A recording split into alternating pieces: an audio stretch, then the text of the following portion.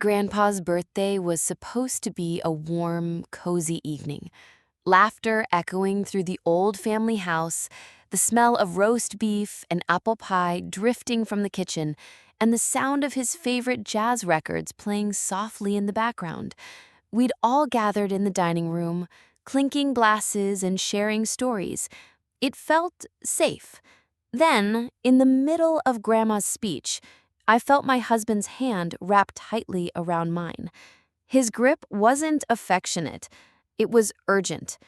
I turned to look at him, and his face was pale, his jaw tense. "Get your bag, we're leaving," he said, quietly but firmly. I blinked at him, confused. What, now? It's Grandpa's birthday. His eyes didn't move from mine. Now. The air between us seemed to thicken. I wanted to argue, to demand an explanation, but something in his voice, low, clipped, almost trembling, made my stomach twist. It wasn't just impatience, it was fear. As I stood, the chatter around us blurred into a distant hum. I felt dozens of eyes on me, the weight of curiosity and judgment from relatives who'd flown in from across the country. My mother's brow furrowed. Grandpa's smile faltered. I followed my husband toward the door, my mind spinning with questions. Why leave? Why so suddenly? And why did he keep glancing over his shoulder like he expected something or someone to appear? I didn't know it yet, but this night would unravel a secret so dangerous that walking out of that house might have been the only thing keeping us alive. My name is Claire, and for most of my marriage, I thought I knew my husband better than anyone. Ethan was calm under pressure, the kind of man who could fix a leaky faucet, negotiate with our stubborn landlord, and make me laugh even when life felt overwhelming. We had been together for 5 years, married for 2, and despite the occasional argument about laundry or money, we were solid. Family gatherings were part of our rhythm. I grew up in a tight-knit household, and my grandparents' home was the heart of it all. Every birthday, holiday, and milestone was celebrated there. The creaky wooden floors, the crowded dining room, and the scent of old books and fresh-baked bread, all wrapped in a blanket of nostalgia. Grandpa's birthday was no exception. It was tradition. That year, the celebration was bigger than usual. Relatives I hadn't seen in years had traveled in, and everyone was dressed up. My cousin, Amy, was chasing her toddler around the living room. Uncle Martin was telling his famous fishing story for the 100th time. Grandma kept fussing over the buffet table, making sure no plate stayed empty. Ethan fit right in with my family, or so I thought. He was chatting with my dad earlier in the evening, laughing at a story I couldn't hear. But as I replayed the night later in my mind, I realized he had been unusually quiet after that conversation, his smiles shorter, his gaze drifting toward the front window more than once. I didn't notice at the time. I was busy helping Grandma carry dishes and sneaking bites of cake frosting with Amy in the kitchen. The first odd moment came when Ethan brushed past me and whispered, "Where's your purse?" "In the coat closet," I said, confused. He didn't explain, just nodded and walked away. I shrugged it off. Maybe he'd spotted my phone ringing, or maybe he was planning some surprise. But there was no smile on his face when he returned, only a strange tension in his eyes, like he was weighing a decision he didn't want to make. By the time we all gathered for Grandpa's toast, I'd almost forgotten about it. Glasses clinked, people laughed, and I could feel the warmth of family all around me. But that's when Ethan's hand clamped around mine, and those words came out. "Get your bag. We're leaving." It was such an odd, jarring thing to hear in the middle of a celebration that I thought I'd misheard him, but one look at his face told me I hadn't. Still, in that moment, I didn't know the truth. I didn't know that the man I trusted with my life had just spotted something, or someone, that made him believe we were in immediate danger. And I definitely didn't know that once we walked out of that door, my relationship with my family and even my understanding of my own past would never be the same again. I stared at Ethan, trying to read his expression. His jaw was set tight, his eyes flicking toward the front door like he was tracking something invisible. "Ethan, what are you talking about?" I whispered, keeping my voice low so Grandpa wouldn't notice. "Claire," he said, his tone sharp but quiet. "I need you to trust me, now. Get your bag." The room around us blurred into background noise. The clinking of glasses, my uncle's laughter, Grandma fussing over the cake. My brain scrambled to understand what could possibly make my calm, steady husband act like this. I followed his gaze toward the front window. That's when I noticed a man I didn't recognize standing outside, leaning casually against the fence. He wore a dark jacket and a baseball cap pulled low, his hands in his pockets. At first glance, he could have been a neighbor passing by, but his eyes, they were fixed on the house, scanning the people inside. "Do you know him?" I asked under my breath. Ethan didn't answer right away. Instead, he shifted his position so his body blocked the window from the man's view. "We're going to walk out to the car slowly. No goodbyes." My stomach tightened. "You're scaring me." "Good. Stay scared. It'll keep you quiet." His words weren't cruel. They were protective, urgent. I wanted to argue, to demand an explanation, but something about the way he kept glancing toward the door told me now wasn't the time. My heart began to pound. We slipped toward the coat closet, my heels clicking too loudly on the hardwood. I pulled my purse from the hook and tried to make it look casual, but I could feel the man stare through the glass, like a spotlight aimed directly at us. As we moved through the hallway, I noticed Ethan subtly scanning every corner: the front door, the side window, even the shadows in the driveway. His hand brushed against his pocket, and I caught a glimpse of his phone screen lighting up. He typed quickly, but I couldn't see who he was messaging. We were 3 steps from the door when Grandpa's voice boomed from the dining room. "Claire, where are you going? We haven't cut the cake yet." I froze. Everyone's eyes turned toward us, and the man outside straightened slightly, his gaze sharper now. Ethan didn't miss a beat. "Forgot something in the car, we'll be right back," he called out with a smile that didn't reach his eyes. The moment we stepped outside, the air felt heavier, colder. The man at the fence shifted his weight but didn't move away. I could hear my own breathing, quick and shallow. Ethan's grip on my hand tightened as he guided me toward our car. "Don't look at him," he murmured. That's when I realized Ethan wasn't just trying to leave. He was trying to avoid whatever confrontation was waiting for us if we stayed. We got into the car, and he locked the doors instantly. He started the engine, his eyes never leaving the rearview mirror. The man was still there, still watching. "Ethan, what is going on?" I demanded, my voice trembling. His answer made my blood run cold. "That man knows who you are, Claire, and he shouldn't." The man's presence felt like a dark cloud hanging over us as Ethan's hands gripped the steering wheel tighter. I couldn't stop shaking. How could a stranger turn Grandpa's birthday celebration into a nightmare? "We need to get somewhere safe," Ethan said, his voice low and urgent. "I'm going to explain everything, but not here. Not yet." I nodded, still trying to catch my breath. As we drove away, Ethan's phone buzzed again.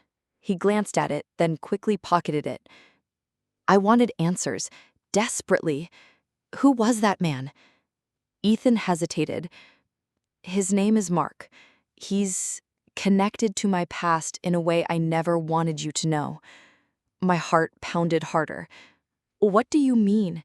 What kind of connection?" Ethan swallowed.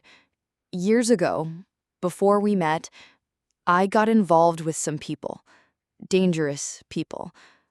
Mark was part of that world. When I decided to leave it behind, things got complicated. I felt my world shift beneath me. You never told me this. I was trying to protect you, but it seems the past doesn't want to let me go. Suddenly, the car behind us flashed its lights. Ethan's grip tightened. They're following us. I glanced back. A black SUV was tailing us, its windows tinted dark. Panic flooded through me. Who are they? I whispered. People who want to hurt you, hurt me, anyone connected to that past, Ethan said grimly. We can't go home. Not now. My mind raced. All the family warmth, the laughter, it felt like a distant memory now, replaced by fear and secrets. Where can we go?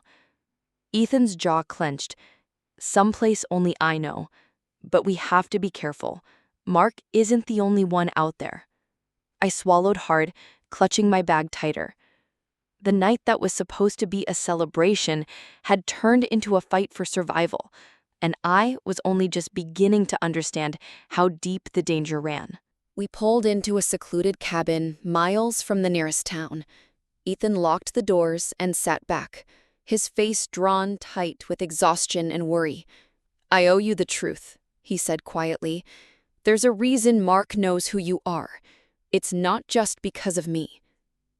I stared at him, heart pounding. What do you mean? What does my name have to do with this? Ethan took a deep breath.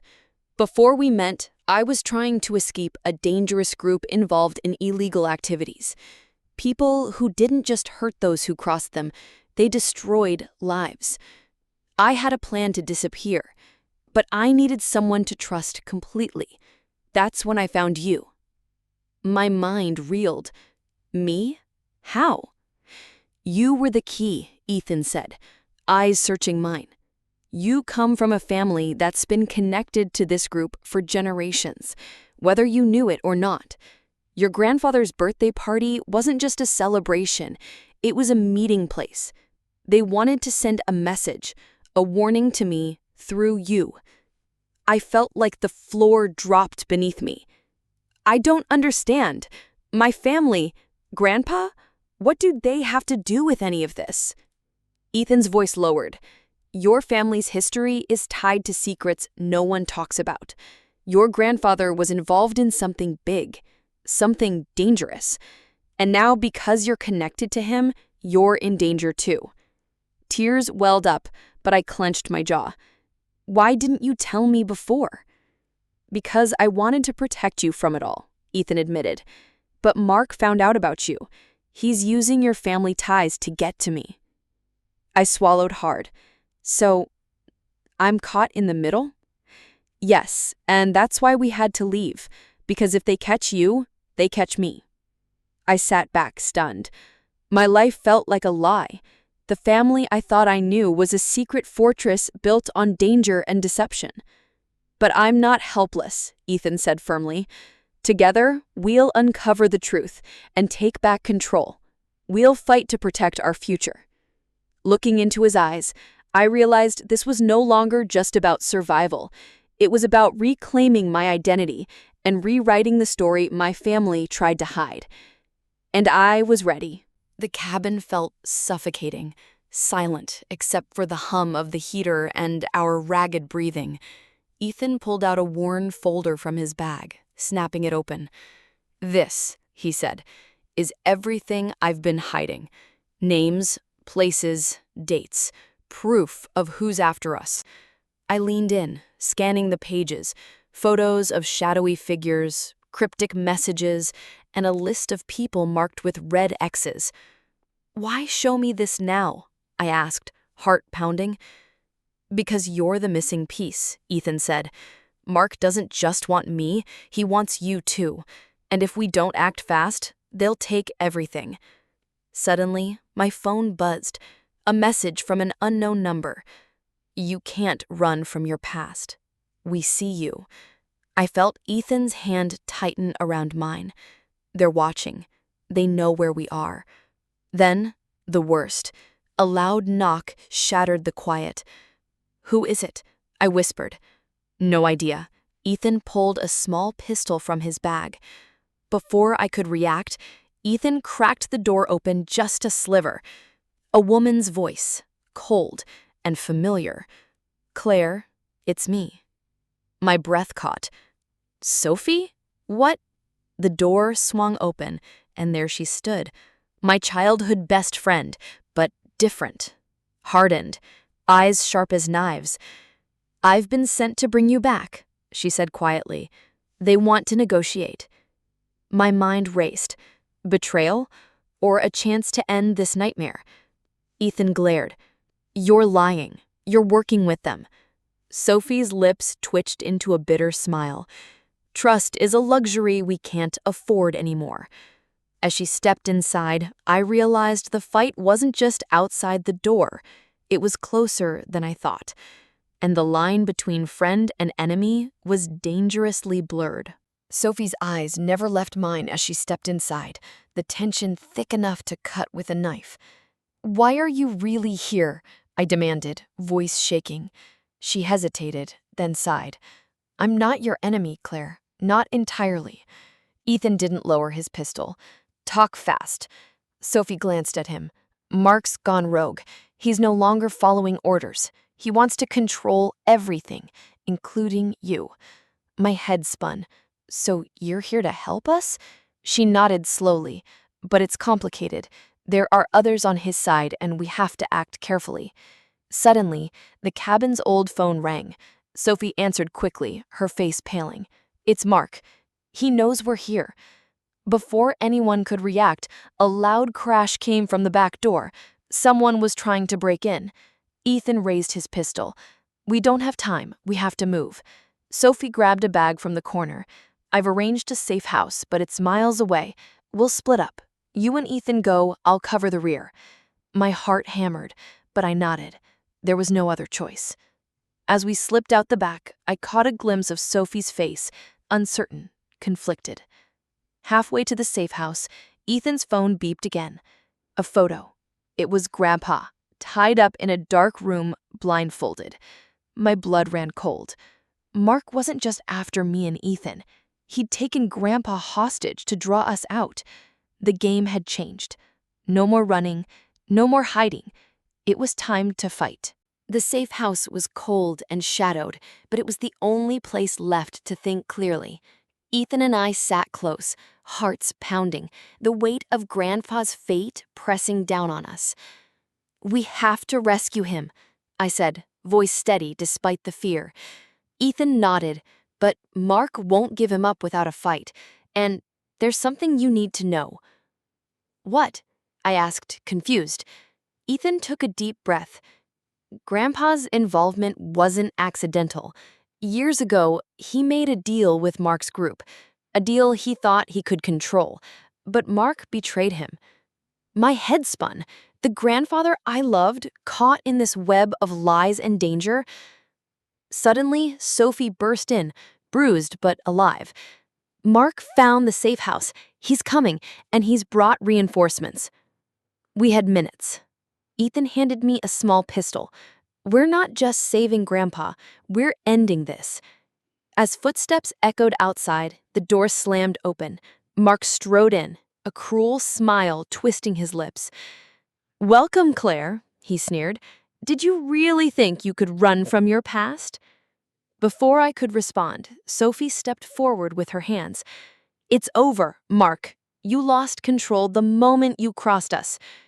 Mark laughed, then lunged toward Ethan. The fight was brutal, every second a test of survival. Shots rang out.